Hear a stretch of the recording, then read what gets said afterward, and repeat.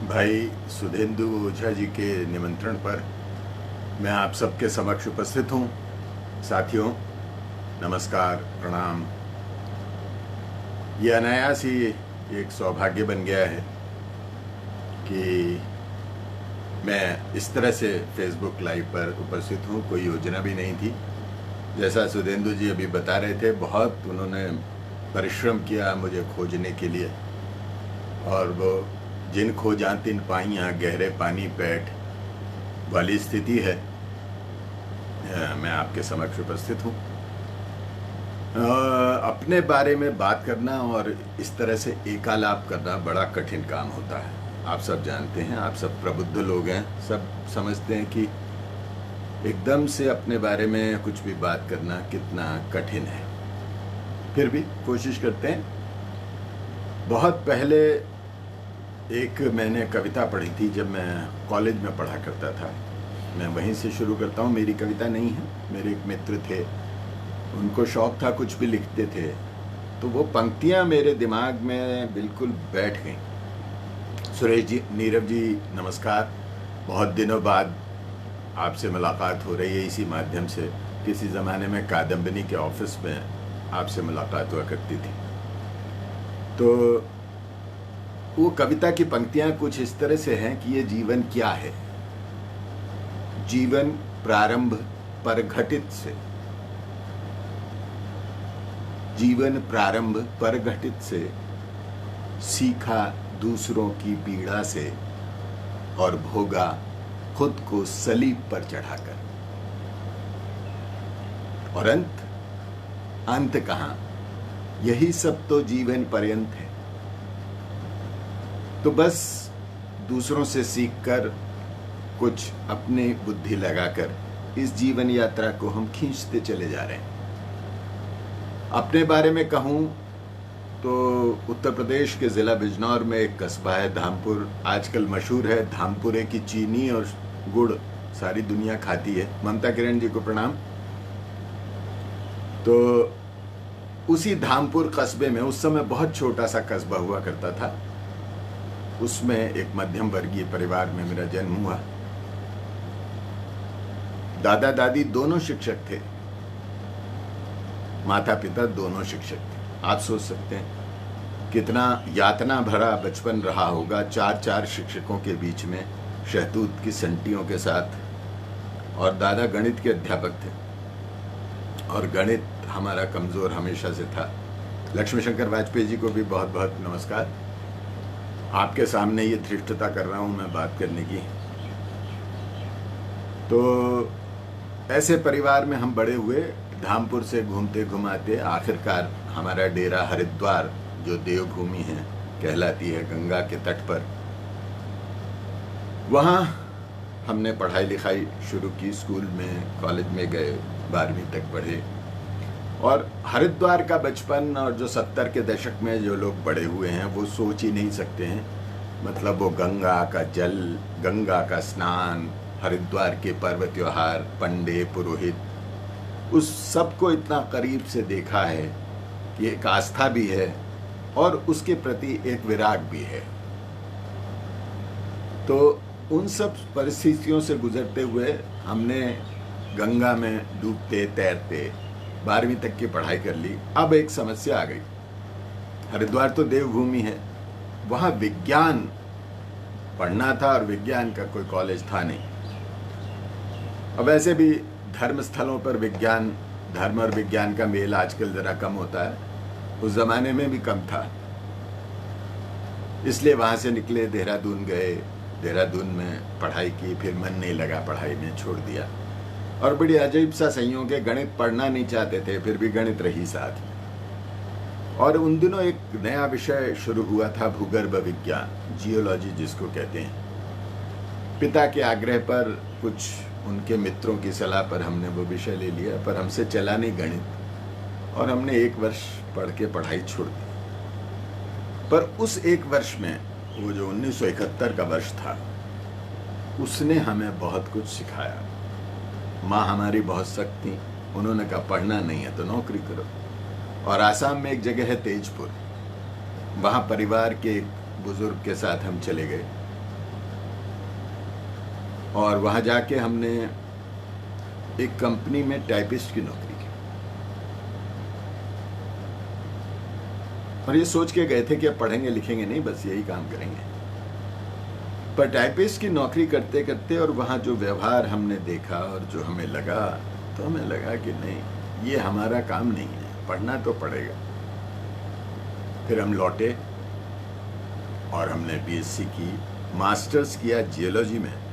उस ज़माने में हेमवती नंदन बहुगुणा विश्वविद्यालय नहीं हुआ करता था, वो गढ़वाल विश्वविद्यालय था, वहाँ से किया और बहुत अच्छे नंबर के साथ किया। और एक सपना सबका हुआ करता था उस समय कि हम जो हैं ओएनजीसी में नौकरी करेंगे, और एक ओएनजीसी में एक ख़ास पद होता है रिजर्वायर जियोलॉजिस्ट का, जिसका काम होता है ये बताना कि इस जगह पर अगर हम कुआं खोदेंगे तो यहाँ तेल मिलेगा। जगदीश शर्मा जी, आपका बहुत बहुत धन्यवाद, आप वहाँ श्री गंगानगर से जुड़े हैं हमारे साथ।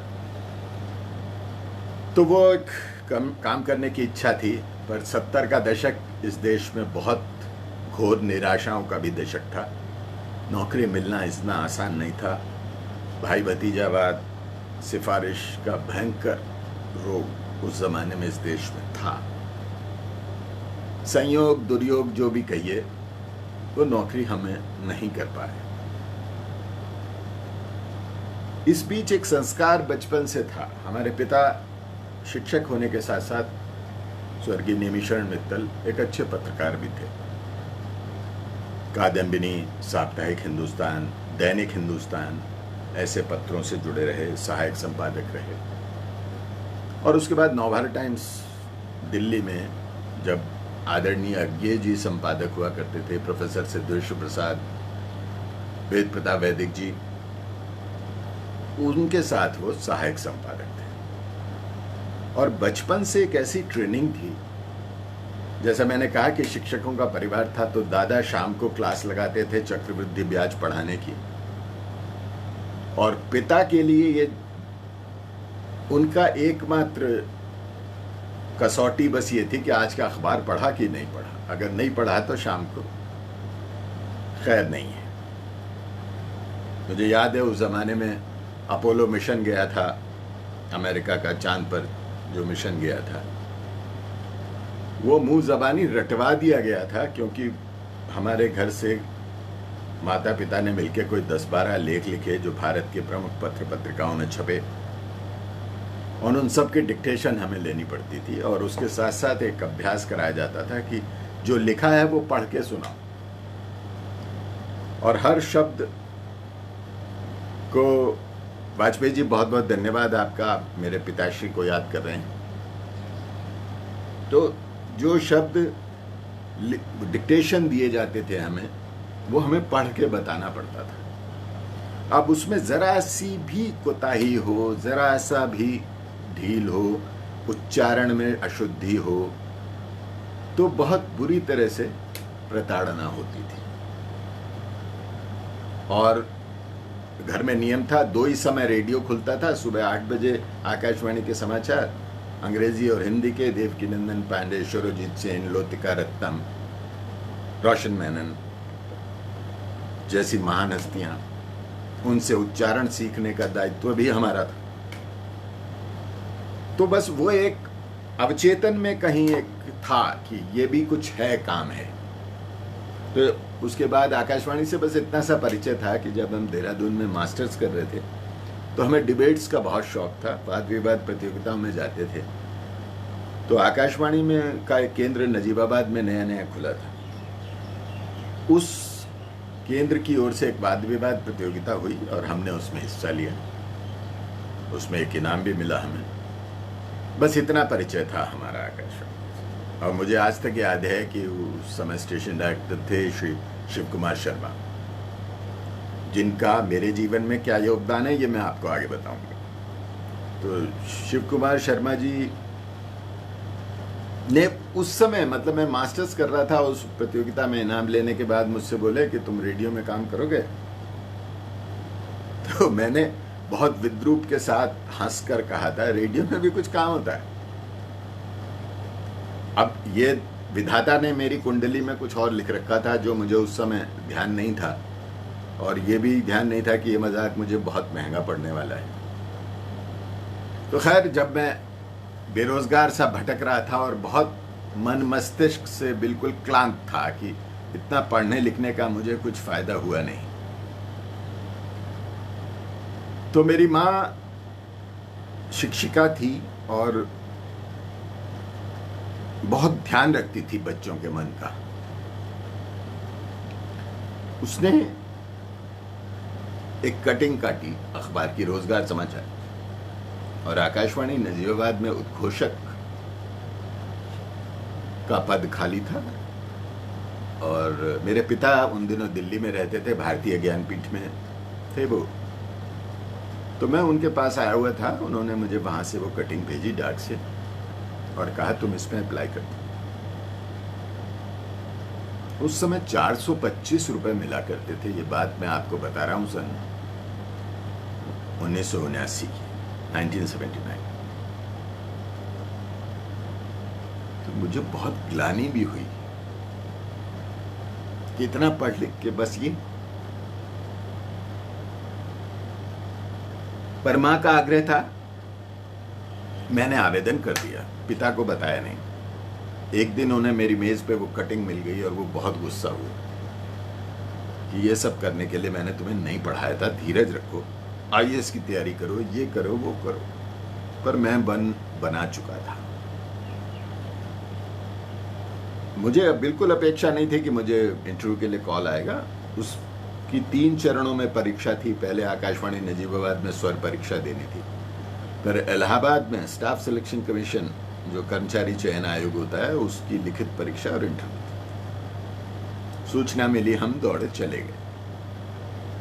कोई अनुभव नहीं था, कोई ज्ञान नहीं था। आकाशवाणी नजीबाबाद में हमने स्वर परीक्षा दी और हमें पता चला हम उसमें पास हो गए। उसके बाद हम इलाहाबाद गए, वहां हमने लिखित परीक्षा दी। लिखित परीक्षा के 2 घंटे बाद हमें कहा, जब लोग लिखित परीक्षा देके निकले तो ये कहा गया कि आप प्रतीक्षा कीजिए, शाम तक बताते हैं। शाम को पता लगा कि कल इंटरव्यू होगा। ममता किरण जी, आपका ये कहना बहुत मेरे लिए मान्यता रखता है। बहुत अच्छा लग रहा है आपको यहाँ सुनकर। अमिताभ आनंद भी आ गए हैं, रुचि बहुगुणा जी भी हैं, ब्रह्मदेव शर्मा जी हैं। तो जब हम इंटरव्यू के लिए दे गए तो सैयद जहूर कासिम उत्तर प्रदेश लोक सेवा आयोग के अध्यक्ष थे, और वो नाम इसलिए मशहूर है कि अंटार्कटिका जो भारत का पहला मिशन गया था, वो ओशन डेवलपमेंट विभाग के सचिव की हैसियत से वहाँ गए थे, और एक बड़ा नाम था दुनिया में ओशनोग्राफी में। हमने चूंकि जियोलॉजी पढ़ी थी तो हमारा उस नाते उनसे परिचय था। और जब इंटरव्यू में उन्होंने हमारी क्वालिफिकेशन देखी तो वो बहुत जोर से हंसे कि तुम इतना पढ़ लिख के यहाँ आ गए हो। पर वो उस समय तक हम विद्रोही हो चुके थे, और हमने कहा सर हमें नहीं पता था कि रेडियो में बेपढ़े लिखे लोगों की जरूरत होती है। इस पर वो शिव कुमार शर्मा जो हमारे स्टेशन डायरेक्टर थे, जो बाद में पता चला, वो बहुत जोर से हंसे। इंटरव्यू चला, बहुत लंबा चला। एक सज्जन थे, उन्होंने मेरे से पूछा कि आपको ललित फाइन आर्ट्स के बारे में कुछ मालूम है? मैंने कहा जी मैं तो ललित कला हिंदी में जानता हूँ। तो बोले फिर तुम उद्घोषणा कैसे करोगे? मैंने कहा जी जितना मैंने रेडियो सुना है, मुझे राग मालकौंस तो गाना नहीं है, मुझे तो कलाकार का नाम लेना है और बताना है कि सुनिए राग मालकौंस, और उससे ज़्यादा ये बताना होगा कि इसकी विलंबित रचना ये है, द्रुति ये है, ताल ये है। बस तो वो एलपी पर लिखा रहता है, वो पढ़ के बता दूंगा। इतना विज्ञान मैंने पढ़ा है। उस इंटरव्यू का एक बात मैं कभी नहीं भूलता कि वो जो अध्यक्ष महोदय थे, उन्होंने मुझसे पूछा अखबार पढ़ते हो? मैंने कहा जी हाँ। क्या आप अखबार पढ़ते हो? मैंने कहा टाइम्स ऑफ इंडिया। उस समय ये 1980 की शुरुआत थी, जनवरी का महीना था, और आपातकाल समाप्त होने के बाद जो सरकार बनी थी जनता पार्टी की, उसके बाद इंदिरा जी दोबारा चुनकर आई थी, श्रीमती इंदिरा गांधी की सरकार बनी थी। और गिरिलाल जैन एक बहुत बड़ा नाम थे अंग्रेजी पत्रकारिता में। उन्होंने एक श्रृंखला लिखी थी लेखों की। तो उन्होंने वो मुझसे पूछा, वो गिरिलाल जैन के आर्टिकल्स पढ़े तुमने? मैंने कहा जी हाँ पढ़े। तुम उनसे सहमत हो? मैंने कहा सर सहमत असहमत होने का प्रश्न नहीं है, और इस बात का मेरे इंटरव्यू से क्या संबंध है? नहीं बताओ। तब मैंने कहा कि अगर मुझे एक आश्वस्ति मिल जाए कि भाई आश्वस्ति ये मिल जाए कि जो कुछ मैं कहूंगा उसका मेरे इंटरव्यू से कोई संबंध नहीं। उन्होंने कहा हम भरोसा देते। मैंने कहा जी देखिए, इस देश में कोई राजनेता, कोई सरकार जनता की भलाई नहीं सोचती है, वो सिर्फ अपने लिए सोचती है, और ये मेरा आज भी मानना है। बोले तुम तो बहुत बड़ा स्टेटमेंट दे रहे हो, कोई उदाहरण दो। मैंने कहा मैं बनिए का बेटा हूं, मेरे परदादा हलवाई थे और मेरे दादा गणित के मास्टर थे। हमेशा कहते थे जो बनिया घाटे का सौदा करता है उसकी दुकान बंद हो जाती है। मैंने 4 साल विश्वविद्यालय में पढ़ाई की है, जो मेरे माता पिता ने खर्च किया वो किया। सरकार के शिक्षा बजट का एक हिस्सा मेरी पढ़ाई पर खर्च हुआ है, और मैं नौकरी के लिए भटक रहा हूं। ये बनिया सरकार ये नहीं कहती कि हमने तेरी पढ़ाई पर इतना खर्चा किया, तू हमारे लिए काम कर। तो इसलिए ये घाटे का सौदा है। बोले तुम कम्युनिस्ट हो? मैंने कहा जी नहीं, इस देश में कम्युनिज्म नाम की कोई चीज नहीं है। इस देश में सिर्फ एक सत्ता है, और सत्ता के पिपासु राजनेता हैं। इसके अलावा यहाँ कोई किसी का मीत नहीं है। ये बात तब की है जब मेरी उम्र 21 बरस की थी, 21-22 बरस की। तब तक इतने इंटरव्यू दे चुका था कि एक आदत बन गई थी कि जब इंटरव्यू खत्म हुआ तो मैंने पूछा सर एक प्रश्न मैं कर सकता हूं? उन्होंने कहा करिए। सर मैं कब तक इस गलतफहमी में रहूं कि ये नौकरी मुझे मिलेगी? वो बड़ी जोर से हंसे और बोले जल्दी बताएंगे। तो वो सज्जन जो बाद में पहचान हुई कि ये शिव कुमार शर्मा है, उन्होंने मुझसे पूछा कब ज्वाइन कर सकते हो? उन दिनों हरिद्वार से इलाहाबाद के लिए एक गाड़ी चला करती थी, इलाहाबाद पैसेंजर। मैंने कहा सर यही एक गाड़ी है जो नजीबाबाद भी जाती है और हरिद्वार भी जाती है। रात को आप भी इसी से जाएंगे, मैं भी इसी से, तो दोनों नजीबाबाद उतर लेंगे, आप ज्वाइन करा लेना। बोले बड़ी उतावली है। मैंने कहा सर ऐसा ही कुछ समझिए। खैर उसके बाद हमारे पास नियुक्ति पत्र आ गया। हमने जाके पहली बार तब आकाशवाणी भवन में कदम रखा, और आज करीब 35 वर्ष उस संस्था में काम करने के बाद भी मैं कहता हूं कि उस कक्ष में, वो जो जिसको हम स्टूडियो कहते हैं, उसमें माइक को देखकर आज भी रोंगटे खड़े होते हैं। लक्ष्मी शंकर वाजपेयी जी यहाँ साथ में हैं और ममता किरण जी भी हैं। वो दोनों मेरी इस बात की तायीद करेंगे कि माइक को देखकर आज भी रोंगटे खड़े होते हैं। तो हमने काम शुरू किया, उद्घोषणाएं शुरू की। शर्मा जी बहुत नाराज थे, और वहां जाकर पता चला वो बहुत कठोर टास्क मास्टर थे। जितने सहृदय व्यक्ति थे उतने ही कठोर टास्क मास्टर थे। मैं उनको ब्रॉडकास्टिंग में अपना पहला गुरु कहता हूं, जिन्होंने स्क्रिप्ट लिखना सिखाया, कैसे उद्घोषणा करनी है। जब पितृपक्ष समाप्त होता है, महालय होता है, तो खुद संस्कृत में उसका उद्घोषणा लिखाते थे, फिर उच्चारण सिखाते थे, और एक एक शब्द पर कहाँ कितना बल देना है, कहाँ पॉज देना है। अगर गजल का प्रोग्राम है तो उसमें कहाँ नुक्ता लगना है, कहाँ उसको छोड़ना है, सब सिखाया उन्होंने। और आकाशवाणी नजीबाबाद में 1-1.5 वर्ष जो रहा हूं, वो मेरी पहली पाठशाला थी। और उस समय मैं इतने वर्ष हरिद्वार में रहा था मैं, पर उस समय गढ़वाल क्षेत्र को विशेष तौर पर जानने का जो मुझे मौका मिला, उसने मेरी बहुत मदद की। यशपाल सिंह जी, सुलेखा मिश्रा जी, बहुत बहुत आभार आपका। पूरा गढ़वाल मंडल, और वहां मतलब उस समय कल्पना नहीं थी कि गढ़वाल में इतना रत्न है, इतने रत्न हैं साहित्य के, कविता के। पीताम्बर दत्त जी बड़थवाल, परिपूर्णानंद जी पेन्यूली, देहरादून में अश्वघोष। मेरे कॉलेज में हिंदी के मेरे गुरु थे श्री विलास डबराल, वो भी वहाँ थे। तो ऐसी ऐसी हस्तियों से बात करते थे, उनके इंटरव्यूज लेते थे और बहुत हास्य भी हो जाता था। आप लोगों को शायद लगेगा कि आकाशवाणी में बड़ा धीर गंभीर कार्यक्रम होता है। उस ज़माने में आकाशवाणी नजीबाबाद से, जैसा कि अन्य स्टेशनों पर भी होता है, शाम को एक उत्तरायण कार्यक्रम आता था जो लखनऊ से प्रसारित होता था और हमें समय मिल जाता था उस दौरान चाय वाय पीने का। तो आकाशवाणी में एक ड्यूटी रूम होता है, वहां बैठकर गपशप किया करते थे। तो एक वार्ता होने वाली थी, गढ़वाल मंडल एक कार्यक्रम होता था, उसमें भास्करानंद खंडूरी नाम के एक लेखक की वार्ता थी और चाय पीते पीते साथियों में मजाक चल गया कि ये क्या नाम है, जैसे लवण भास्कर चूरण।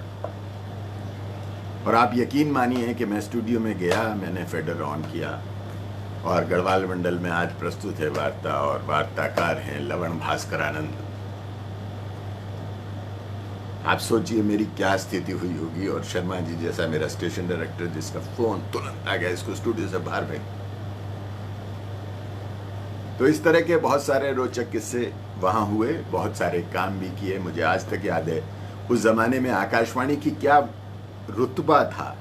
देहरादून में एक रैली थी, विश्वनाथ प्रताप सिंह उत्तर प्रदेश के मुख्यमंत्री थे, श्रीमती इंदिरा गांधी रैली में आई थी। मैं और मेरे एक सहयोगी, हम नजीबाबाद से कार से देहरादून गए और हमें वो भाषण रिकॉर्ड करके लाना था और शाम को 8:30 बजे तक उसे दिल्ली भेजना था। और कैसे भेजना था, तब सैटेलाइट नहीं था, वो डायनामो वाला फ़ोन होता था, फ़ोन लाइन बुक की गई, घुमा घुमा के वो टेप चला के वो भेजा जाता था। तो उस भागम भाग में जब हम लौट रहे थे रैली खत्म करके, डोईवाला एक स्टेशन है देहरादून के पास, वहां गाड़ी खराब हो गई हमारी। और मेरे जो साथी अधिकारी थे वो बहुत डर गए कि अगर ये नहीं गया, और उस जमाने में बहुत सख्ती भी थी और प्रधानमंत्री का भाषण, ना जाए तो नौकरी चली जाएगी। हम स्टेशन के बाहर खड़े थे, गाड़ी आ रही थी, जनता एक्सप्रेस उन दिनों चला करती थी, शायद अब भी चलती होगी। हम उस गाड़ी के फर्स्ट क्लास का कंपार्टमेंट सामने था, चढ़ गए। ना हमारे पास पैसे थे ना टिकट थे। टीटी महोदय आए, उन्होंने अपना रौब दिखाया। पता नहीं कहां से दिमाग में आई, मैंने कहा आप क्या बात कर रहे हैं, आपको पता है मेरे हाथ में क्या है? मेरा क्या है? मैंने कहा इंदिरा जी का भाषण, और मैं आकाशवाणी से आया हूं, और अगर मैं टाइम पे नजीबाबाद नहीं पहुंचा तो मैं तो कह दूंगा आपकी वजह से। आप अपना नाम बताइए, मैं तो कह दूंगा आपकी वजह से नहीं हुआ। अब वो बेचारे टीटी महोदय इतने डर गए कि उन्होंने हमें फर्स्ट क्लास में बैठने दिया। हम नजीबाबाद स्टेशन उतरे, उन्होंने हाथ जोड़े, कोई टिकट नहीं मांगा। ये बात और है कि जब हमने आके स्टेशन डायरेक्टर को बात बताई तो बहुत नाराज हुए कि तुम लोगों ने कानून तोड़ा, पर हमारे पास कोई रास्ता नहीं। हरिद्वार में अर्धकुंभ मेला लगा, उसका कवरेज करने का सौभाग्य मिला। और उस समय जो उत्तर भारत में आकाशवाणी की आवाजें थी, पंडित यज्ञदेव पंडित लखनऊ से, गोरखपुर से अनिल मेहरोत्रा और नवनीत मिश्र, इनके समाचार हम सुना करते थे, तो मन में इच्छा होती थी कि यार हमें भी कुछ ऐसा करना चाहिए।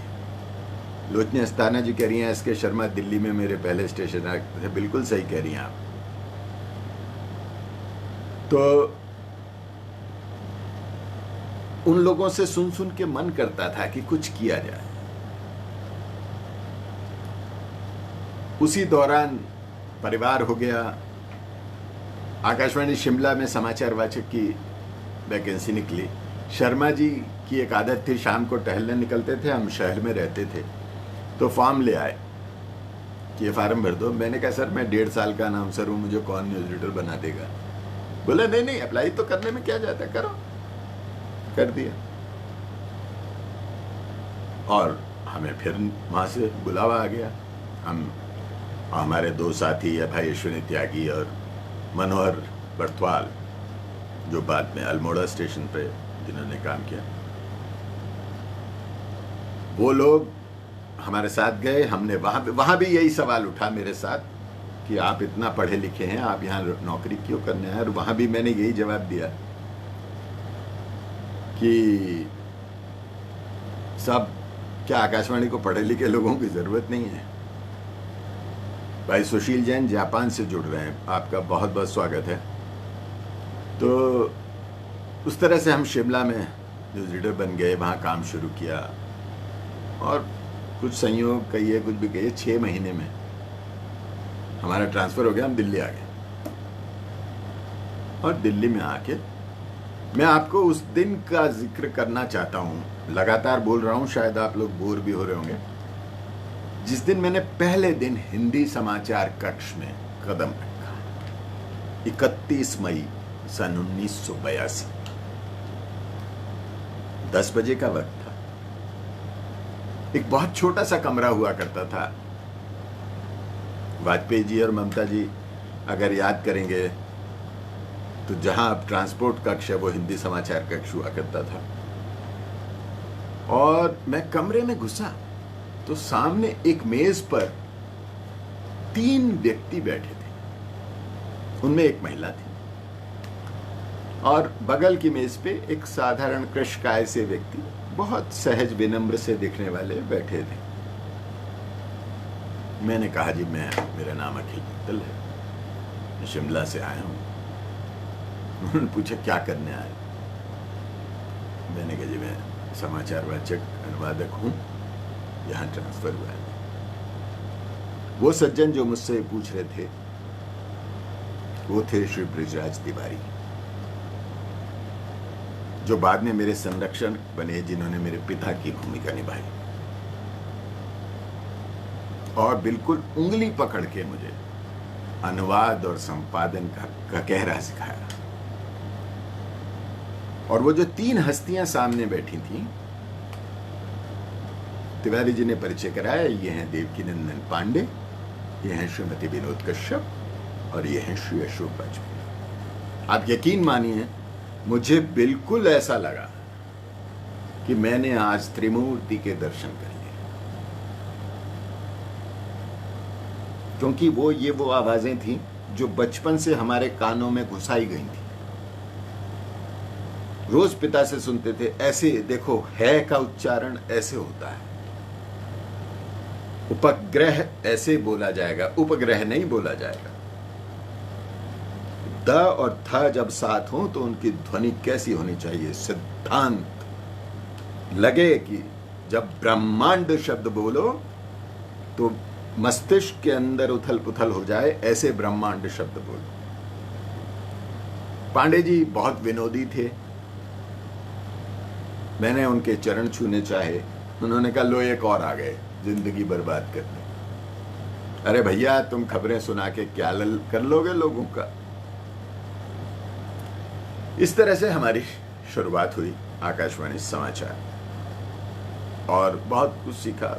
पहला मंत्र हमें पांडे जी से ये मिला कि देखो बेटा, जब भी मुंह खोलो माइक के सामने, ये ध्यान रखना कि सड़क के नुक्कड़ पर जो पनवाड़ी है और वहां बैठा जो व्यक्ति जूते गांठ रहा है और खेत में जो किसान साइकिल पर अपना ट्रांजिस्टर टांगे हल चला रहा है, वो है तुम्हारा सुनने वाला। तुम्हारे सुनने वाले साहब लोग नहीं है, वो है तुम्हारा सुनने वाला। तुम्हारी वाणी, तुम्हारा शब्द ऐसा होना चाहिए जो सीधा उसके दिमाग में बैठ जाए, क्योंकि तुम्हारी आवाज सुनने के लिए उसे कोई पैसा नहीं मिल रहा। वो तुम पर कृपा कर रहा है कि तुम्हारा बात सुन रहा है। और ये बात हमने महसूस की कि जब हम, एक बात तो माननी पड़ेगी कि लगभग 90-95 तक, जब तक टेलीविज़न बहुत लोकप्रिय प्राइवेट टेलीविज़न नहीं आया, तब तक आकाशवाणी की धाक थी। लक्ष्मी शंकर वाजपेयी यहाँ साथ में हैं, वो ये इस बात की तस्दीक करेंगे कि बड़ी ज़बरदस्त साख थी। आप कहीं जाके कह दीजिए मैं आकाशवाणी से आया हूँ, लोग पलक पावड़े बिछाकर आपके स्वागत में तत्पर रहते थे। और मुझे बिल्कुल याद है, मैं अपने परिवार के साथ ऋषिकेश में मुनि की रेती, वो जो परमार्थ निकेतन है, वहाँ बाजार में सामान खरीद रहा था, मिठाई, मैंने 2 मिनट दुकानदार से बात की, एक सज्जन आए, बोले साहब एक शर्त लगी है हमारी। मैंने कहा मैं तो आपको जानता नहीं, क्या शर्त लगी? आप अखिल मित्तल हैं? हाँ जी। मेरे से कोई गलती हो गई? नहीं, बस यही शर्त थी। क्यों? बोले जी आपकी आवाज सुन के मैंने इनसे कहा कि ये वही हैं जो कल खबर पढ़ रहे थे। तो इतनी, और उस पहचान का एक बड़ा भारी गुरुत्व दायित्व था हमारे ऊपर। हमेशा लगता था कि अगर कुछ गलत बोल दिया, कुछ गलत उच्चारण हो गया तो लोग क्या सोचेंगे हमारे लिए। इस तरह से जिंदगी चलती रही। धीरे धीरे समाचार पढ़ने लगे हम, और आकाशवाणी में समाचार वाचक के लिए सबसे जरूरी है समाचार लेखन, अनुवाद। इसे आप कुछ भी कहिए, सारा समाचार अंग्रेजी में आता है और उसे हिंदी और दूसरी भाषाओं में बनाना पड़ता है। आकाशवाणी 21 भाषाओं में प्रसारण दिल्ली से करता था पहले तक समाचारों में। तो उसको कितना सरल बनाया जाए, ये आपकी योग्यता पर निर्भर था। और धीरे धीरे हम सीखते रहे, बहुत कुछ सीखा हमने। आकाशवाणी में ऐसे शब्द भी सुने, पिन ड्रॉप साइलेंस के लिए सुई पटक सन्नाटा जैसे शब्द भी प्रयोग होते थे। पर उस जमाने में एक बहुत अच्छी बात थी। जब हम समाचार सेवा प्रभाग में गए तो एक सत्यकेतु विद्यालंकार साहब थे, उन्होंने किताब दी हमें। और उस किताब की विशेष बात ये थी, जनक बहन भी जुड़ गई हैं, तो वो हाथ से लिखा हुआ एक फाइल थी जिसके 3 हिस्से थे। एक तरफ अंग्रेजी के शब्द थे, बीच के खाने में हिंदी देवनागरी, मतलब जिसे हम हिंदी कहते हैं, और एक हिंदुस्तानी जिसमें उर्दू मिश्रित शब्द। और उन्होंने हमसे कहा कि इसको घोट कर पी जाओ, ये बाइबल है। और उसमें बाकायदा, और वो तैयार की गई थी, जिसे AIR लेक्सिकन भी हम कहते थे। उस जमाने के बड़े नामी लोगों के, जिनमें बच्चन जी और प्रोफेसर विजेंद्र स्नातक जैसे लोग शामिल थे, सर्वेश्वर दयाल सक्सेना थे। हम उस विरासत के उत्तराधिकारी अपने आप को कह सकते हैं कि जिस हिंदी समाचार कक्ष में ऐसी विभूतियां काम करके गई। तो उससे हमने सीखा कि बोलचाल की भाषा और लिखित भाषा, कृपया पृष्ठ उलटिए, आकाशवाणी में हो नहीं सकता, पुनश्चय भी नहीं होता और उपर्युक्त भी नहीं होता, ऊपर उल्लिखित जैसे शब्द नहीं होते। वो सब सीखते हुए जिंदगी की यात्रा चलती रही। और जैसे मैंने शिव कुमार शर्मा जी का नाम लिया था, वो नजीबाबाद से जालंधर और फिर स्टाफ ट्रेनिंग इंस्टीट्यूट, जो आकाशवाणी के अधिकारियों की प्रशिक्षणशाला है, उससे दिल्ली स्टेशन के स्टेशन डायरेक्टर हो गए। और उस जमाने में बड़े बड़े लोग वहाँ मौजूद थे। अचला शर्मा जी थी, करुणा श्रीवास्तव थी, ये लोग अधिकारी थे। भाई परवेज आलम तब तक युवाणी में आ चुके थे और बखूबी चला रहे थे। उपेंद्र रैना थे डॉक्टर। तो शर्मा जी ने मुझे बुलाया और मुझसे कहा तुम क्या कर रहे हो? मैंने कहा जी मैं तो न्यूज़ में काम कर रहा हूँ। तो न्यूज़ में तो करते रहो, कुछ और भी काम किया करो। मैंने कहा जी क्या करूँ? तो भारत एक खोज पंडित जवाहरलाल नेहरू की पुस्तक का धारावाहिक प्रसारण होना था और विश्व इतिहास की झलक। ये दायित्व उन्होंने हमें सौंपा और बोले ये किताब ले जाओ और 10 एपिसोड रिकॉर्ड करके लाओ, मैं सुनूंगा, अगर अच्छी लगी तुम्हारी आवाज़ तो प्रसारित होगा। अब ये चैलेंज था। हम जानते थे शर्मा जी ये कह रहे हैं, क्यों कह रहे हैं, किया हमने, और उसमें बड़ा आनंद भी हमें आया। इस बीच मैं फिर से लौटना चाहता हूं, जब मैंने देवकीनंदन पांडे और विनोद जी और अशोक वाजपेयी जी का जिक्र किया, करीब 2 साल बाद मुझे समाचार पढ़ने का अवसर मिला। उस जमाने में एक लंबी फेहरिस्त थी, देवकीनंदन पांडे, विनोद कश्यप, अशोक वाजपेयी, रामानुज प्रसाद सिंह, मनोज कुमार मिश्र, इंदुवाही जी, जयनारायण शर्मा, जयदेव त्रिवेदी, एक बड़ी जबरदस्त आवाज थी, अनादि मिश्र, भवानी दादा के भतीजे। तो उसमें हम पायदान पे बहुत नीचे पाए जाते थे। तो 2 वर्ष बाद मुझे स्टूडियो में पढ़ने जाने का मौका मिला। कार्यक्रम था सामायिकी। पुरानी बिल्डिंग जो गोल आप लोग देखते हैं आकाशवाणी भवन की, उसका स्टूडियो नंबर 8। मैं अंदर गया दरवाजा खोल के, तो एक भारी महर विराट व्यक्तित्व महिला विराजमान थी। उन्होंने फेडर खोला और जैसे ही उन्होंने मुंह खोला, एक शब्द बोला, मैं तो गदगद हो गया। उनका नाम था पुष्पा नटराजन। जितना विराट व्यक्तित्व, उतनी मधुर शहद भीगी आवाज। और ये मैं इसलिए कह रहा हूं कि जब मैं कॉलेज में पढ़ता था तो दिन में 1:30 बजे 1 बजे आपकी पसंद करके कार्यक्रम आया करता था फिल्मी गीतों का, जिसे प्रस्तुत करते थे पुष्पा नटराजन, गुलशन मधुर, उमेश अग्निहोत्री। तो उस आवाज का मैं इतना दीवाना था जिसकी कुछ हद नहीं। तो उन्होंने अपनी कुछ घोषणाएं खत्म की और कुछ संगीत बजाया और मुझसे बोली नए हो? मैंने कहा कि हाँ। और मैंने उनके चरण छू लिए। बोली ये क्या कर रहे हो? मैंने कहा जी बस आज तो तमन्ना पूरी हो गई जीवन भर की, जिस आवाज का मैं बचपन से कायल था, आपके दर्शन हो गए। खैर हमने बैठ के अपना कार्यक्रम पढ़ा जो हमें पढ़ना था। उसके बाद हम दोनों स्टूडियो से बाहर आए और बहुत सारी बातें हुई। सीतांशु भादुड़ी नाम का एक विराट व्यक्तित्व, लंबा चौड़ा कद, सफेद कुर्ता धोती, मुंह में चुरुट, मतलब ऐसी ऐसी हस्तियां। शुरजीत सेन, भारत के पहले युद्ध संवाददाता। अगर आप लोगों को वो चित्र याद हो, जब पाकिस्तान की सेना ने आत्मसमर्पण किया था ढाका में, तो वहां एक सज्जन माइक लेकर बैठे थे। एकमात्र पत्रकार जो उस अवसर पर मौजूद थे, शुरजीत सेन। मेलविल डेमेलो, लौतिका रत्नम, बोरन हल्दार, बड़ी बड़ी हस्तियां। तो इन लोगों के सानिध्य में उसके बाद सत्यव्रत जी, देवेंद्र सक्सेना और कुछ नाम। उर्दू सर्विस बड़ी लोकप्रिय थी हमारी कॉलेज के दिनों में, और हम रात को तामिल इरशाद एक कार्यक्रम आया करता था जिसमें लोगों की फरमाइश पर गाने सुनाए जाते थे। और एक कार्यक्रम होता था शेर आपके गीत हमारे। मरियम आपा, मरियम काजमी वो कार्यक्रम प्रस्तुत करती थी।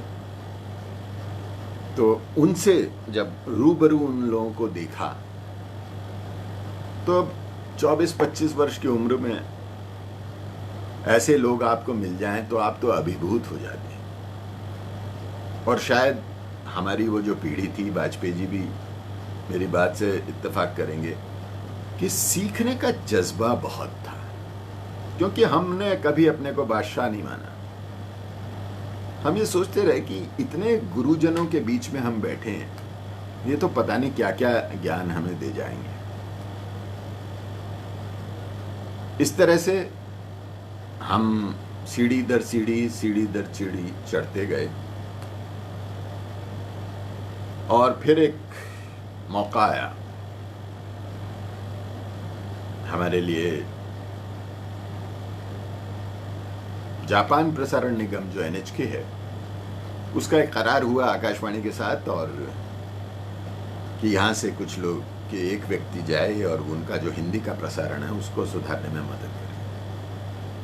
जी वाजपेयी जी, आप बिल्कुल ठीक कह रहे हैं। पुष्पा नटराजन से मिलने को लोग पागल रहते थे। और मैं उनके व्यक्तित्व की एक विशेषता बताता हूँ कि कॉरिडोर में मैं जा रहा था और पता नहीं किस धुन में था कि मैंने उन्हें देखा नहीं। तो उन्होंने कंधे पर हाथ रख के कहा, अखिल बच्चे नमस्कार। मैं एकदम सकपका गया। मैंने कहा माफ कीजिए पुष्पा जी, मैंने देखा नहीं। बोले कोई बात, कभी कभी बड़े भी तो बच्चों को नमस्कार कर लेते हैं। इतना सहज व्यक्तित्व। तो जैसा मैं कह रहा था, जापान प्रसारण निगम की ओर से हुआ 3-3 वर्ष के लिए जाते थे। पहले हमारे 2 साथी गए, अजीज हसन साहब गए, अश्विनी त्यागी गए। और उसके बाद 1993 में मुझे ये सौभाग्य मिला कि मैं आकाशवाणी की ओर से वहां जाऊं और मैंने वहां 3 वर्ष काम किया। वो अपने आप में एक विरल अनुभव था। वो देश, वो जो बचपन से किस्से कहानियों में पढ़ा करते थे, उगते सूरज की धरती है, वहाँ के लोग बड़े जांबाज होते हैं। पर्ल हार्बर का वो हमला याद था, जहाँ 14-14 साल के नौजवानों ने अपने विमान, अमेरिका का जो बेड़ा था, उन जहाज़ों के नोजल्स में अपने विमान घुसा दिए थे और तबाह कर दिया था। हालांकि उसका जो परिणाम जापान को भुगतना पड़ा, उसको देख समझकर आज भी दिल दहलता है। तो इस तरह से हम 3 वर्ष जापान गए, फिर 96 में लौट आए। जापान की कथा मैं थोड़े अगले अंक में करूंगा। और वहां से लौटे 96 में। तब तक देश में टेलीविजन, प्राइवेट चैनल, एनडीटीवी और ये सब सुगबुगाहट होने लगी थी। जी टीवी आ चुका था। सुरेंद्र प्रताप सिंह का आज तक कार्यक्रम काफ़ी लोकप्रिय हो चुका था और लोग टीवी की तरफ जाने लगे थे। और आकाशवाणी के गलियारों में ये चर्चा होने लगी कि अब आकाशवाणी के दिन लद गए, अब यहां ताले पड़ेंगे। पर ऐसा कुछ हुआ नहीं। और वहां से लौटकर जो सबसे पहला मेरा अनुभव हुआ 1996 में आम चुनाव था। और शायद तारीख में सही बता रहा हूं, जनरल थे हरीश अवस्थी। उन्होंने एक मीटिंग बुलाई और सब खुली उन्होंने कहा कि यार टेलीविजन वाले चुनाव चर्चा करते हैं, प्रणय राय करते हैं और विनोद दुआ करते हैं, हम क्यों नहीं कर सकते? आकाशवाणी क्यों नहीं कर सकते? कोई वॉलंटियर? हमने हाथ खड़ा कर दिया। हमारे साथी, हमारे वरिष्ठ राजेंद्र चुग भाई, उन्होंने भी हाथ उठा दिया। कमलकांत पान संपादक थे। इस तरह से हम 4-5 नौजवान, हमने ये जिम्मेदारी उठा ली कि हम ये करेंगे। और आर एन मिश्रा और कुछ और सज्जन अधिकारी थे हमारे।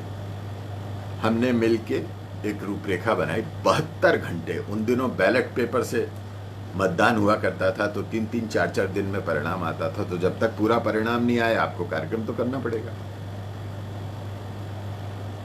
और हमने वो कार्यक्रम किया निरंतर 24 घंटे। सभी लोगों ने सहयोग दिया। इसमें कोई मेरा अकेले का कोई योगदान नहीं था, उसका कोई श्रेय मेरा नहीं है। भाई राजेंद्र चुग, मैं, संजय बैनर्जी, तमाम लोगों ने लग के काम किया। और उस वक्त जो रेडियो की हस्ती थी, उसमें बाद के जो बड़े नामी लोग हुए, अरुण जेटली साहब, जॉर्ज फर्नांडिस, महाराज कृष्ण रसगोत्रा जो विदेश सचिव थे हमारे, सारे छोटे बड़े पत्रकार वहां उस कार्यक्रमों में, एमडी नलपत थे, पुराने पत्रकार जो मेरे पिता के ज़माने के पत्रकार थे, वो सब, इंदर मल्होत्रा का नाम मैं विशेष रूप से लेना चाहूँगा। भाई राजेंद्र भट्ट भी आखिरकार अपना समय निकाल कर आई गए हैं मेरी वाणी सुनने के लिए।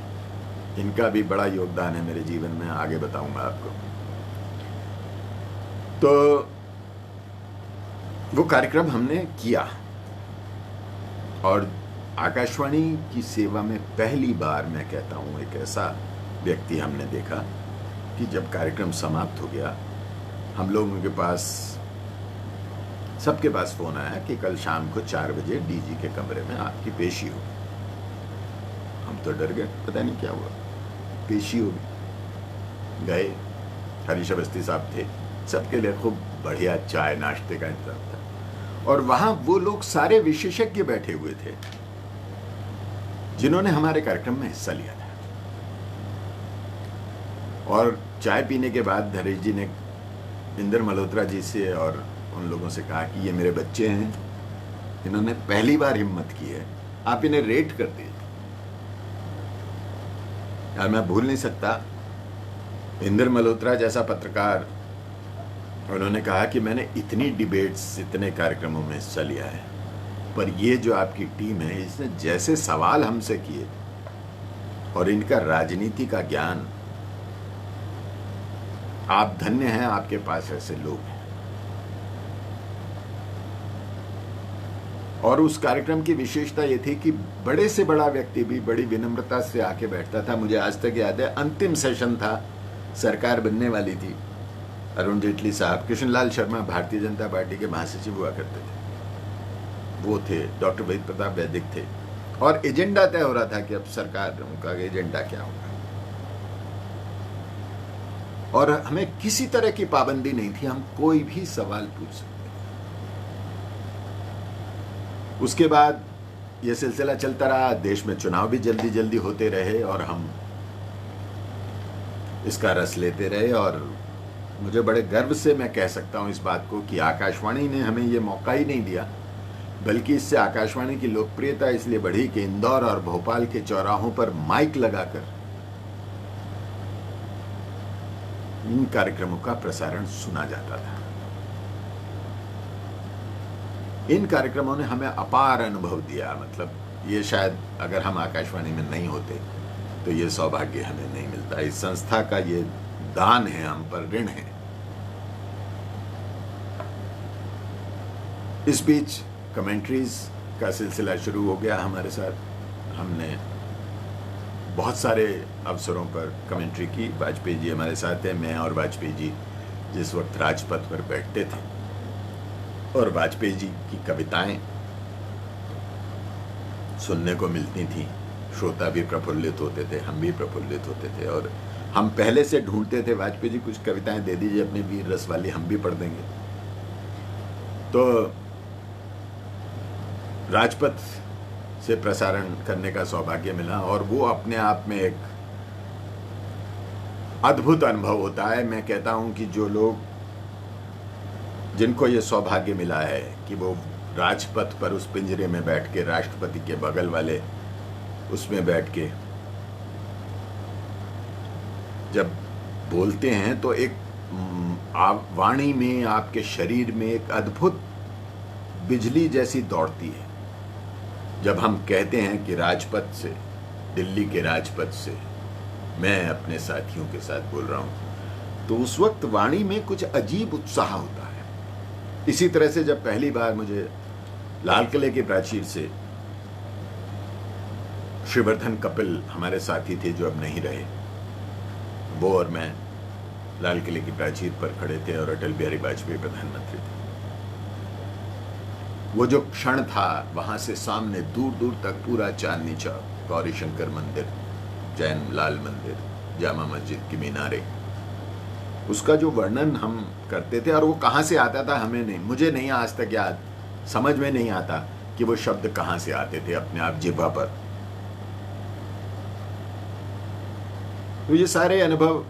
और एक मैं विशेष रूप से जिक्र करना चाहता हूं, जिस दिन संसद भवन पर हमला हुआ,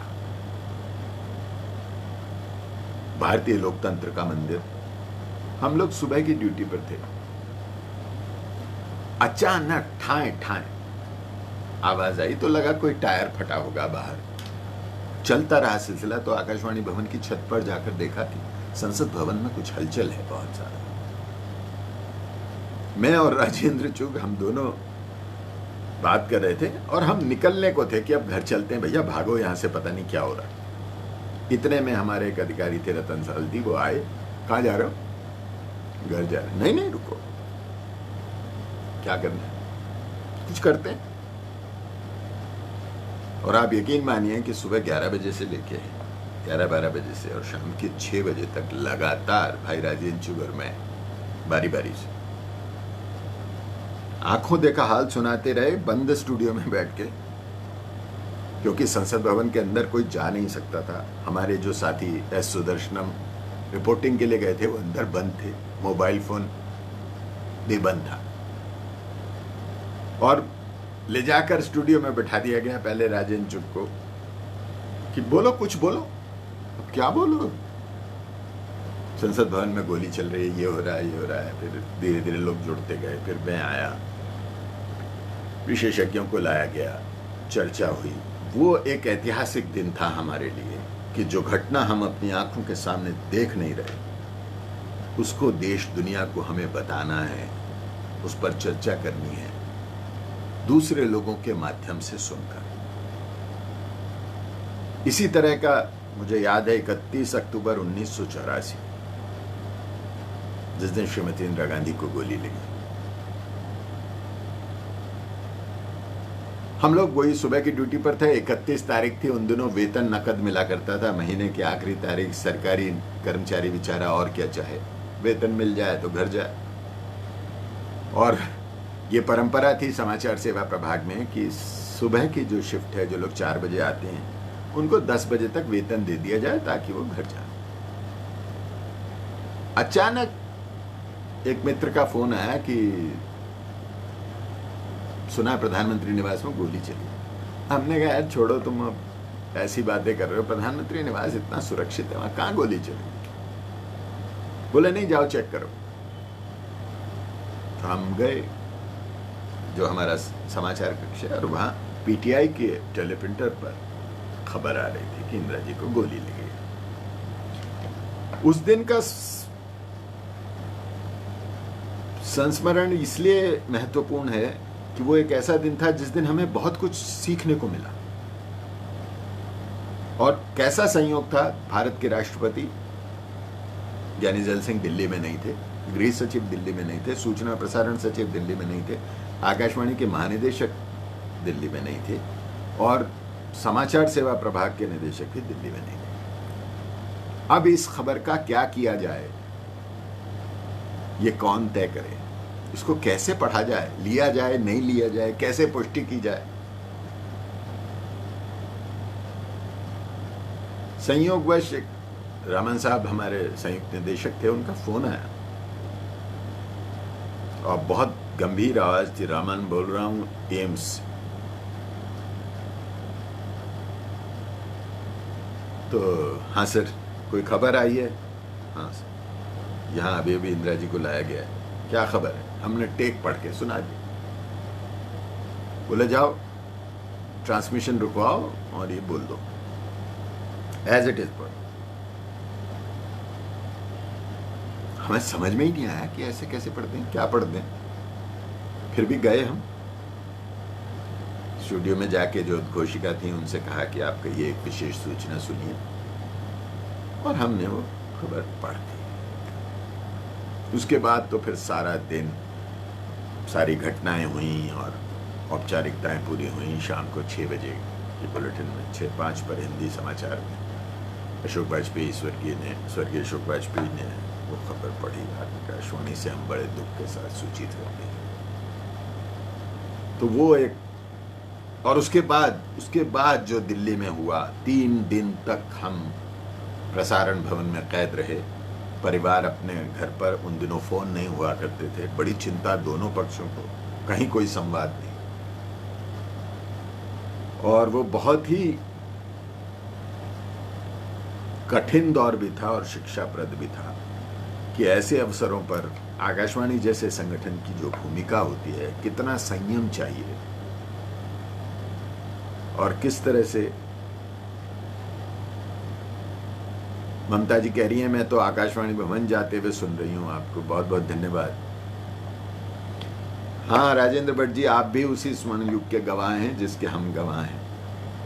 अब ये राजेंद्र भट्ट भाई हमारे जो हैं, इनका हमारा साथ जब से है, और हम दोनों को एक श्रेय है आकाशवाणी में।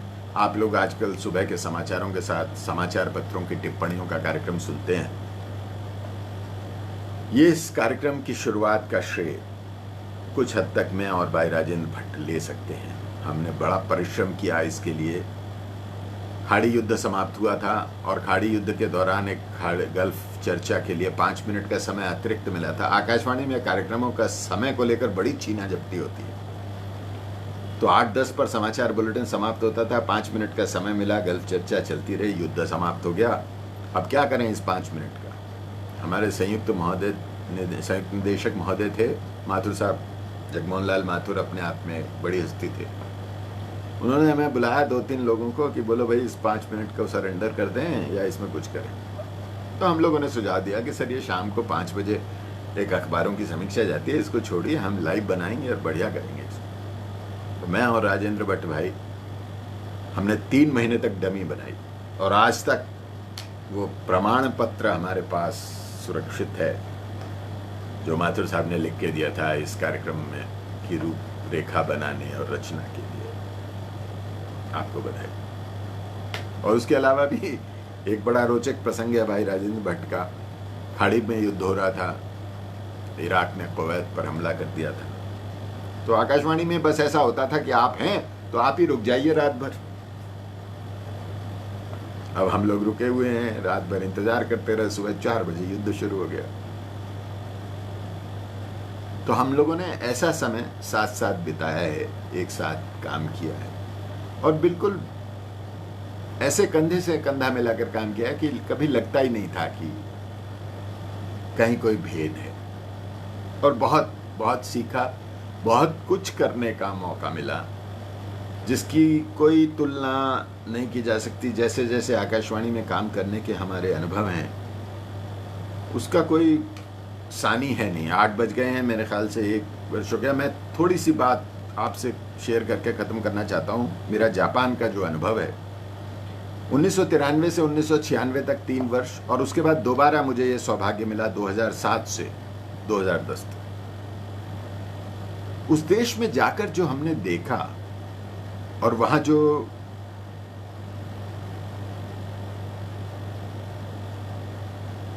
मैंने सबसे पहली जो मेरी प्रतिक्रिया थी, मेरी जबान उस देश में कोई जानता नहीं, मैं उस देश की जबान नहीं जानता, पर हवाई अड्डे से उतरकर जहां मुझे पहुंचना था वहां तक मुझे तनिक भी परेशानी नहीं हुई। और 1993 का साल था जब जापान में अंग्रेजी बहुत कम बोली जाती थी। मदन मोहन थपलियाल जी, भाई शैल जी हमारे साथ जुड़े हैं, आपका बहुत बहुत धन्यवाद। तो हम वहाँ काम करने लगे और कुछ काम के तरीके की एक अद्भुत शैली थी। एक तो अजीब बात यह थी कि कोई बाहर का जूता लेके ऑफिस के उस कमरे में नहीं जाता था जिसमें हम बैठ के काम करते थे। एक अलमारी मिली हुई थी, वहां जूता उतारते थे और चप्पल पहन के अंदर जाते। पूरे समय जितने समय ऑफिस में रहते थे उस समय मोबाइल फोन नहीं थे, कोई सरकारी फोन से, दफ्तर के फोन से फोन नहीं करता था। विभा बेश जी आपका बहुत बहुत स्वागत, आपने मेरा आग्रह माना, आभार। तो कोई सरकार दफ्तर के फोन से फोन नहीं करता था। और उस सबसे ज्यादा आश्चर्य हुआ कि मेरे एक साथी थे, उनके घर में मुर्दनी हो गई, किसी परिजन का निधन हो गया।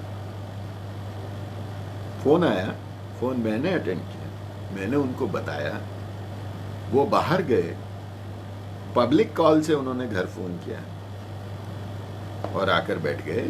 तो जैसी हमारी आदत है हमने उनसे कहा कि आप घर जाइए, हम काम। उन्होंने कहा नहीं, मैं अब 5 दिन जापान में नहीं है, मैं आपके परिवार में किसी की मृत्यु हो जाए तो 5 दिन की छुट्टी मिलती है। बोले मैं 5 दिन नहीं आऊंगा तो 5 दिन का काम करके जाऊंगा।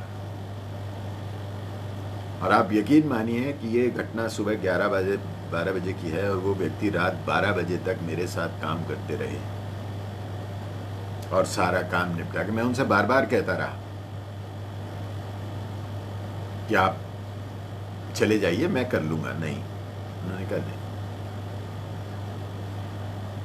तो एक ये अनुभव था। फिर उस देश में सफाई, उस देश में लोगों का व्यवहार, काम के प्रति निष्ठा, संस्थान के प्रति निष्ठा। आप जहां रह रहे हैं, आप विश्वास कर सकते हैं कि उस देश में सड़क साफ करने के लिए कोई अलग कर्मचारी नहीं है। जो मोहल्ले के लोग हैं वो बारी बारी से आसपास की सड़क बुहारते हैं। जहां कूड़ा रखा जाता है उस जगह को धोने का काम आसपास के घरों की महिलाएं स्वयं उठाती हैं। यहां तक कि जो गली नुक्कड़ के पार्क हैं छोटे छोटे, उनकी देखभाल के लिए कोई वन विभाग या हॉर्टिकल्चर बागवानी विभाग नहीं है। वहां मोहल्ले के बड़े बुजुर्ग वहां बैठते हैं, धूप सेकते हैं और वही उस पार्क की देखभाल करते हैं, पौधे उखाड़ते हैं, नए लगाते हैं, फूल लगाते हैं। और प्रकृति के प्रति हमारे देश में प्रकृति प्रेम का संस्कार बहुत पुराना है। पीपल, बरगद, शमी, आंवला, खिजड़ी, सबकी हम पूजा करते हैं। नई दुल्हन घर में आती है, उससे पीपल पुजवाते हैं, कुआं पुजवाते हैं। ये परंपरा हमारे देश में थी। पर जापान में जाकर जो मैंने पुष्प और प्रकृति प्रेम देखा वो अद्भुत था। मैं जनवरी 1993 में वहां गया था। फरवरी में टेलीविजन पर खबर आई कि फलां शहर के फलां पार्क में एक फूल खिला है। मेरे लिए बड़ी विचित्र बात थी कि फूल खिला है तो खिलने दो भाई, टेलीविजन पर उद्घोषणा क्यों। फिर पता चला वो फूल था आड़ू, जिसे जापानी में उमे कहते हैं। कई तरह से उसका अचार पड़ता है, उसकी शराब बनती है। उस फूल को देखने जाना है क्योंकि वो वसंत का पहला प्रतीक है। कुछ भारतीय साथियों ने मुझे आमंत्रित किया कि आप पहली बार आए हैं। शंगला जी प्रणाम कर रही हैं टोक्यो से, बहुत बहुत खुश है ये। तो हम भी गए। आप विश्वास कर सकते हैं, एक छोटा सा स्टेशन जहां रोज मुश्किल से 100-200 यात्री आते जाते होंगे, वहां 10,000 लोग उस एक दिन में पहुंचे। कोई व्यवधान, कोई अफरा तफरी, कोई धक्का मुक्की, कुछ नहीं। उस पार्क का एक गेट था, सब उसमें घुसे और कुछ नहीं कर रहे हैं। वहां जाकर सिर्फ उस पेड़ के नीचे खड़े होकर उस पुष्प को निहार रहे हैं। एक फूल खिला है, पूरे पार्क में एक फूल खिला है। और फिर वहां पिकनिक मनाने सब अपना खाना लेके गए हैं, बैठ के खाया पिया। और उसके बाद जो मैंने चीज देखी वो विशेष रूप से बताने लायक है कि उस खाने के बाद जितना कचरा खाने के बर्तनों का, जूठन का, सब समेटा, अपनी थैली में बंद किया और उसको कहीं फेंका नहीं। उसको अपने साथ घर तक लाए और घर लाकर अपने कूड़ेदान में फेंका। इसलिए उस देश में गली नुक्कड़ पर कूड़ा नहीं होता, कुत्ते मुंह मार नहीं रहे होते, सुअर नहीं होते, मच्छर मक्खी नहीं होता, और झींगुर की आवाज पर वहां गीत लिखे जाते हैं। लोग झींगुर पालते हैं। हमारी एक सहयोगी थी, वो झींगुर पालती थी। वो एक बार कहीं गई शहर से बाहर, तो अपने झींगुर का पिंजरा हमारे घर रख गई। हम तो रात भर सो नहीं पाए और उन्हें वो बहुत मधुर लगता था। और उस दौरान जो मेरा पहला पड़ाव था जापान में, उस दिनों हिरोशिमा में एशियाई खेल हुए। और ऐसे बात, क्योंकि हम तो विदेश प्रसारण सेवा में काम करते थे, तो ये किसी को था नहीं कि एशियाई खेलों का कवरेज किया जाए।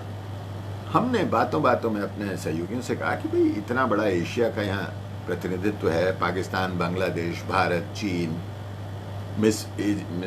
ये जो खाड़ी के देश हैं, इनके सब भाषाओं का प्रसारण होता है वहाँ से, तो क्यों ना हम अपने प्रसारणों में तो कैसे करें। रूपरेखा बनी। हिरोशिमा गए, जाते थे। हिरोशिमा जाकर जो दृश्य देखा, मैं वो जगह देखना चाहता था। एक तस्वीर आपने बार बार देखी होगी, एक गोल मीनार जो ध्वस्त सी, खंडहर सी पड़ी है। उस जगह को जाकर मैंने देखा और यकीन ही नहीं हुआ कि ये वो धरती है जो जलकर खाक हो गई थी। पर आज भी जब आप हिरोशिमा शांति संग्रहालय में जाते हैं तो उस घटना को जिस तरह से उसमें जीवित रखा गया, बिल्कुल जीवंत है। ध्वनियां हैं, चित्र हैं, यहां तक कि उन लोगों के शरीर के अवशेष संरक्षित रखे गए हैं। तो वितृष्णा जागती है युद्ध के प्रति। ये बात और है कि जो इतिहास में पढ़ाया गया और जो जापान की सच्चाई है वो बहुत अलग है। जो कामिकाज़े पायलट का हमने वर्णन आप में से बहुतों ने पढ़ा होगा, वो जो यंग छोटे जवान लड़के अपने विमान लेके घुस गए थे, कामिकाज़े, जिन्हें प्रलय की हवा, उन्हें वो अपनी इच्छा से नहीं गए थे, वो सम्राट की आज्ञा थी। इस वजह से गए थे। और वो जाते जाते उन बैरकों में दीवारों पर, चारपाइयों पर कुछ संदेश लिखकर छोड़ गए थे, जो जापान में ग्रंथ है वादात्सुमी नो कोए। वादात्सुमी नो कोए नाम के ग्रंथ में वो सब संकलित हैं, जिसमें उनकी भावनाएं हैं कि उन्हें युद्ध क्यों झेलना पड़ा।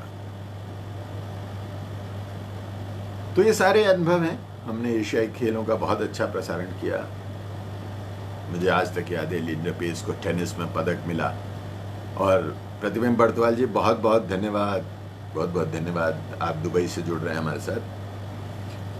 तो उन सारे अनुभवों को लेकर बटोर कर एक और अनुभव है। कोबे में भूकंप आया 1995 में, सुबह 5 बजे भूकंप आया। दफ्तर से हमारे पास फोन आया, हम भागे और वहाँ सुबह का प्रसारण रात को रिकॉर्ड हो जाता था। हमने सुबह जाके सबसे पहले उसे रुकवाया कि नहीं, इसमें यह खबर जाएगी। उन लोगों ने कहा साहब रिकॉर्ड हो गया। मैंने कहा नहीं, हम तो लाइव काम करने वाले लोग थे। तो खबर ली। उसके बाद हम जिद पे अड़ गए कि हम कोबे जाएंगे और वहां से लाइव रिपोर्टिंग करेंगे। अब वो एक अद्भुत प्रक्रिया थी कि जिस शहर में भूकंप आया है, अगर आपको वहां जाना है, रेलगाड़ी चल नहीं रही है, एक स्थान तक जाएगी, वहां से बस से जाएंगे, आप अपना टिकट लेंगे, अपना खाना पानी लेकर जाएंगे और इतना अतिरिक्त लेकर जाएंगे कि 2-3 लोगों को खिला पिला सकें। आप यकीन कर सकते हैं कि हमें यह निर्देश मिला था कि जितनी देर आप शहर कोबे में रहेंगे, आप टॉयलेट भी नहीं जाएंगे। और वाकई जो जापानी हमारे साथ गए थे, उन्होंने इस नियम का पालन किया और हमने भी किया। क्यों? कि उस शहर की व्यवस्था पहले से चरमराई हुई है। हम पत्रकारों का दायित्व है कि हम उस पर बोझ न डालें। आज जो आप हड़कंप देखते हैं, अभी सुशांत सिंह राजपूत की मृत्यु पर पटना में उनके परिवार के साथ जो व्यवहार हुआ, इसकी तुलना उससे कर देखिए। और वहां के टेलीविजन ने वहां न मृतकों के शव दिखाए, जो विध्वंस हुआ था उसके चित्र भी बहुत दूर से लॉन्ग शॉट में, कोई रोता बिलखता चेहरा नहीं। और उन लोगों का संयम देखकर तो मैं दंग रह गया। वहां एक भारतीय समुदाय, कोबे एक शहर ऐसा है जहां भारतीय समुदाय बहुत संपन्न है। उन लोगों ने एक आयोजन किया कि खाना बांटेंगे, तो उन्होंने हमसे कहा आप हमारे साथ चलेंगे? मैंने कहा बिल्कुल बिल्कुल। सुशील भाई याद दिला रहे हैं टोक्यो से, वहाँ यासुई-सान हमारे अग्रज थे, वो बहुत ज्ञानी थे, उन्होंने बहुत जानकारी दी हमें जापान के बारे में। तो उनके साथ हम जब भोजन बांटने गए, तो जापान में आमतौर पर शाम का भोजन 7-7:30 बजे हो जाता है जापान में। लोचनी जी बिल्कुल सही कह रही हैं, जापान में हर नागरिक अपनी जिम्मेदारी और अपने कर्तव्य के प्रति अत्यंत सजग है। हम वहां देर से पहुंचे, सड़क खराब थी और एक स्कूल में वो कैंप लगा हुआ था, वो लोग थे, पर कोई भगदड़ नहीं। हमारी गाड़ी रुकी, वो लोग आए, उन्होंने भोजन उतारा, सब लोग पंक्तिबद्ध बैठे, सबको बराबर मात्रा में, जितना हम ले गए थे सबको बराबर मात्रा में भोजन बांटा गया। हमें भी आग्रह पूर्वक उस पांत में बैठाया गया, भोजन कराया गया। उसके बाद वो बर्तन साफ किए गए और वो सारे बर्तन, प्रत्युषा बिटिया कह रही हैं हॉरोली एंजॉइंग। वाजपेयी जी सही कह रहे हैं, भारत में सनसनी सर्वोपरि है। हम लोग लौटे और वो जो जापानी अदा है आभार प्रकट करने की, बार बार झुककर नमस्ते करने की, उन लोगों ने जब तक हमारी गाड़ी आंख से ओझल नहीं हो गई वो हटे नहीं वहां से। उसमें एक शर्मनाक प्रसंग भी है कि जैसा हमारे भारत में परंपरा है, कोई हादसा हो जाए तो लोग अपने पुराने कपड़ों की पोटलियां बांध के दान कर देते हैं। ऐसा वहां भी हुआ। सुधेंदु ओझा जी कह रहे हैं सुशील जैन शायद मेरे सहपाठी हैं, इनके बीच संवाद हो गया। ललिता जोशी जी स्वागत आपका। तो उन्होंने वो जहाज लौटा दिया, क्योंकि जापानी आत्मसम्मान बहुत होता है। जापान के लोग कभी किसी से कुछ मांगते नहीं। उनके लिए यही बहुत बड़ी आपदा थी कि वो विपन्न था की हालत में रह रहे हैं, कोई उन्हें खाना खिला रहा है। और वो पूरा जहाज कपड़ों से भरा हुआ लौटा दिया गया जापान से, क्योंकि वो पुराने कपड़े थे। ये एक हमारा पक्ष था। उन दिनों हम एक जापान डायरी लिखा करते थे और उसमें मैं तुलना करता था भारत से। जैसे जापान के रेलवे स्टेशन, उसके अंत में मैं हमेशा लिखता था कि अब इस जापान के बेचारे रेलवे स्टेशनों के ये कोने, ये क्या जाने पान के पीक का स्वाद जो भारत के हर गली नुक्कड़ के कोने को जो स्वाद मिलता है, उससे ये बेचारे वंचित हैं। तो मेरे जो जापानी सहयोगी थे हिदेओ मात्सुनागा, वो भारत से बहुत प्रेम करते थे और बहुत अच्छी हिंदी बोलते थे। वो हमेशा मुझसे कहते थे कि आप ऐसा व्यंग क्यों करते हैं, मुझे ये समझ में नहीं आता कि आप भारत का मजाक उड़ा रहे हैं या हमारा मजाक उड़ा रहे हैं। तो मैं उनसे कहता था कि नहीं, मैं किसी का मजाक नहीं उड़ा रहा, मैं सिर्फ एक तुलना करने की कोशिश कर रहा हूं कि ये स्टेशन इतने साफ सुथरे हैं कि इन पर आपका मन भी नहीं करता थूकने का। सच कहता हूं कि वहां कचरा, मतलब अगर चॉकलेट खाइए और आदतन भारत की आदत के अनुसार वो रैपर फेंकने का मन करे तो डर लगता था, इतनी सफाई में यार ये कैसे काम होगा। और फिर हम 2007 में जब दोबारा गए तो बताने की बात यह है कि 14 वर्ष में उस शहर और उस देश में कोई परिवर्तन नहीं हुआ था। पीढ़ी बदली थी, थोड़ी बहुत लापरवाही थी, पर फिर भी अनुशासन था, काम की प्रति निष्ठा, संस्था के प्रति निष्ठा अद्भुत थी। हमारी सहयोगी यूरी ताकेबयाशी, जो यहाँ भारतीय जनसंचार संस्थान से पढ़ के गई थी, उनका भारत प्रेम तो देखकर मैं बस, उनको पता चल जाए भारत से कोई कलाकार आया, चलिए दौड़िए प्रोग्राम बनाते हैं। और जापान के लोगों में भारत के प्रति बहुत आस्था भी थी। मैं वहाँ जापान में एक मारुकी दंपति पेंटर हैं जिन्होंने हिरोशिमा की त्रासदी पर हिरोशिमा म्यूरल नाम से कुछ पैनल्स पेंट किए थे, क्योंकि उनके कुछ रिश्तेदार उस त्रासदी में नहीं रहे थे। और वो उन पैनल्स को लेके अमेरिका में स्मिथसोनियन इंस्टीट्यूट बहुत मशहूर है, वहां उन्होंने प्रदर्शनी लगाई। तो वहां चीनी मूल के एक व्यक्ति ने खड़े होकर कहा उनसे कि आप इस पीड़ा को तो अपनी हमें दिखा रहे हैं, पर सामंती युग में जब जापान ने चीन पर जो अत्याचार किए, आप में हिम्मत है उसको पेंट करने की? तोशी मारुकी दंपति नानकिन गए, नानजिंग कहा जाता है, उसका उच्चारण नानकिन है, नानकिन गए चीन। एक जमाने में जब जापान की सेना बर्बर थी, उन्होंने वहां अत्याचार किए थे। एक ऐसा कहा जाता है कि 2-4 दिन में कोई 1.5-2 लाख लोगों को उन्होंने संगीनों पर तान दिया था।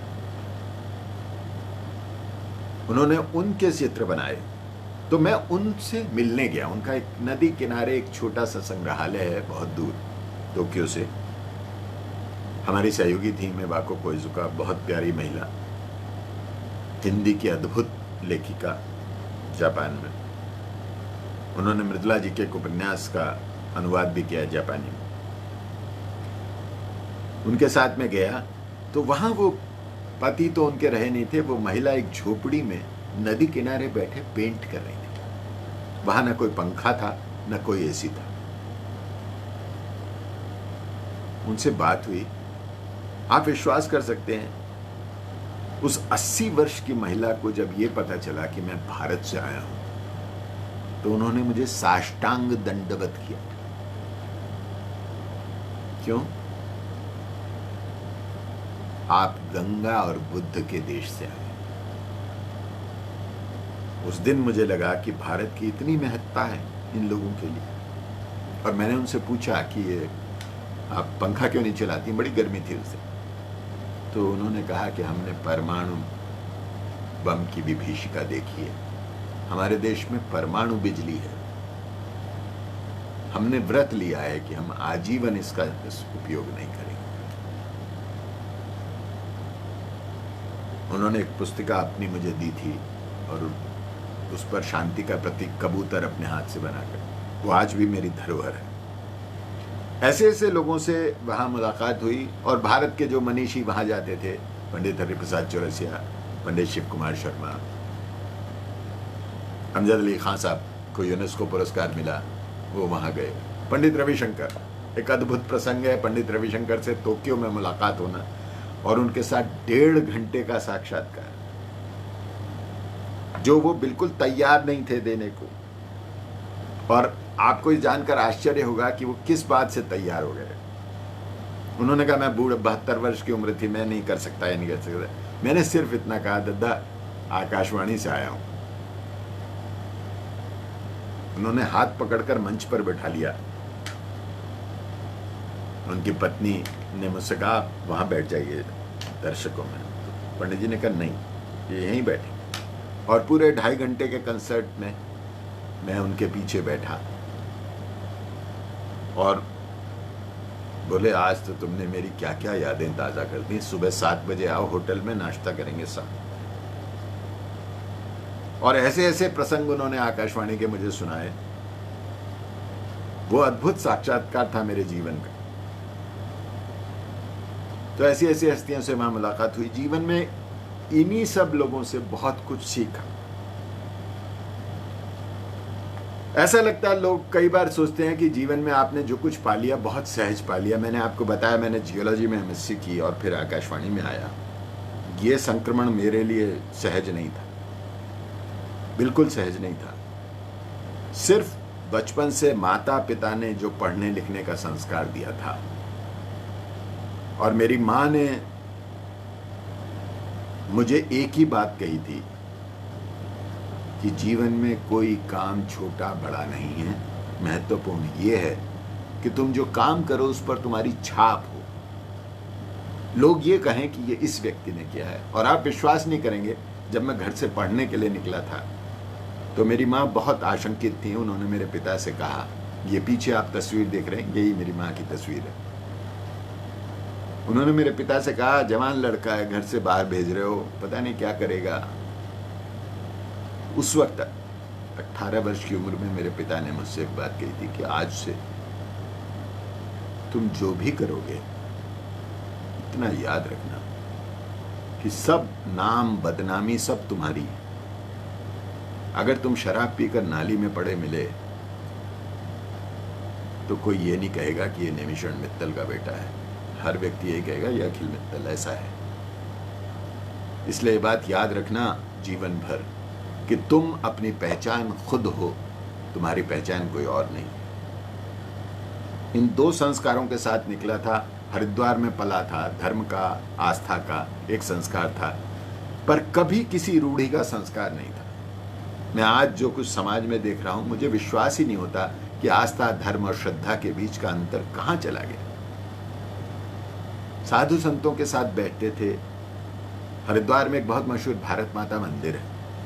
स्वामी सत्यमित्रानंद जब उस मंदिर की आधारशिला रख रहे थे तो हम युवाओं का एक संगठन था, वाणी नाम का एक साहित्यिक संगठन चलाते थे। भाई कमलकांत बुद्धकर हमारे प्रणेता थे, पत्रकार हैं, शिक्षक भी हैं गुरुकुल कांगड़ी विश्वविद्यालय में, अब वृद्ध हो गए।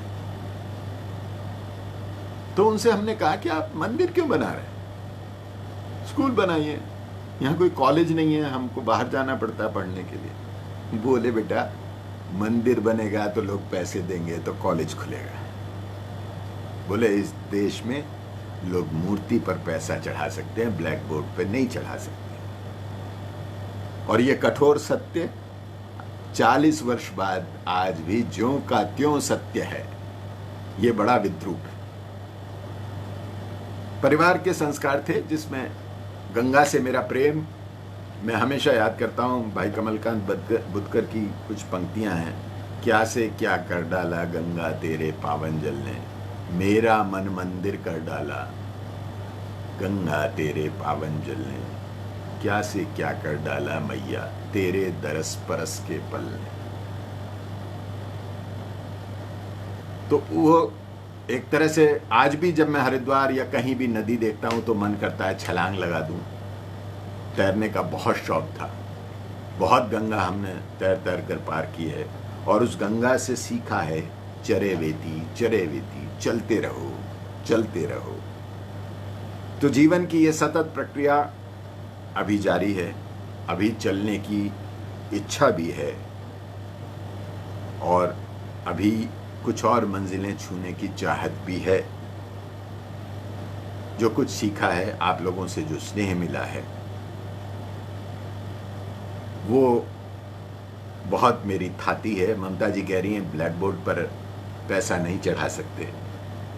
जी हाँ, ये सत्य है, ब्लैक बोर्ड पर पैसा नहीं चढ़ा सकते। एक बात मैं कहना और चाहता हूँ, मैंने इस जीवन में बहुत कुछ पत्रकारिता पर लिखा है, सोचा भी है, पढ़ाया भी है, और मुझे आजकल ये देखकर बहुत ग्लानि होती है। मैं 2 वर्ष पहले एक संस्था में गया था, 120 छात्र नए आए हुए थे पत्रकारिता के, और मेरी एक आदत है कि मैं सबसे पहले प्रश्न करता हूँ कि आप पत्रकार इस कोर्स में क्यों आए। बड़ा महंगा है पत्रकारिता का कोर्स, 2-2.5 लाख 3 लाख।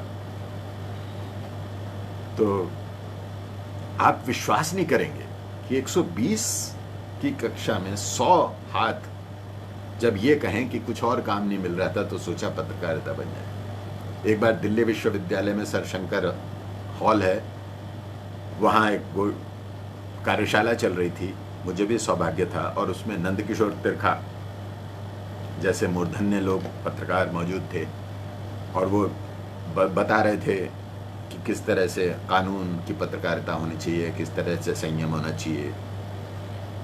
और उसके बाद जब मेरी बारी आई तब तक मैं भी बहुत बोर हो चुका था भाषण सुन सुनकर, और छात्र भी। तो मैंने कहा भाई अब मुझे पता है कि अगर मैं अब कुछ आपको ज्ञान दूंगा तो जूते पड़ेंगे, चलिए सवाल करते हैं।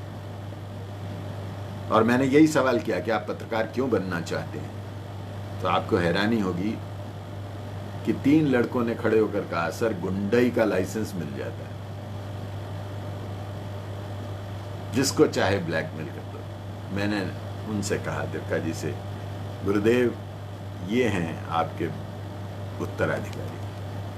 हालांकि उसमें बहुत अच्छे लोग भी निकले। मुझे एक नाम याद आता है, मुकेश केजरीवाल, जो आजकल राजस्थान पत्रिका में काम कर रहे हैं। तो सब तरह के लोग हैं। तो आपका बहुत बहुत आभार। आप लोगों से बात करके बहुत अच्छा लगा। बहुत लंबा बोला, बहुत ज़्यादा बोला, थक भी गया हूँ, आप भी थक गए होंगे। फिर कभी मौका मिलेगा तो फिर मिलेंगे। रुचि बहुगुणा उनियाल जी, शशि ओझा जी, सुभाष त्रिपाठी जी, जनक, मेरी प्यारी बहन, आप सबका बहुत बहुत धन्यवाद। नमस्कार।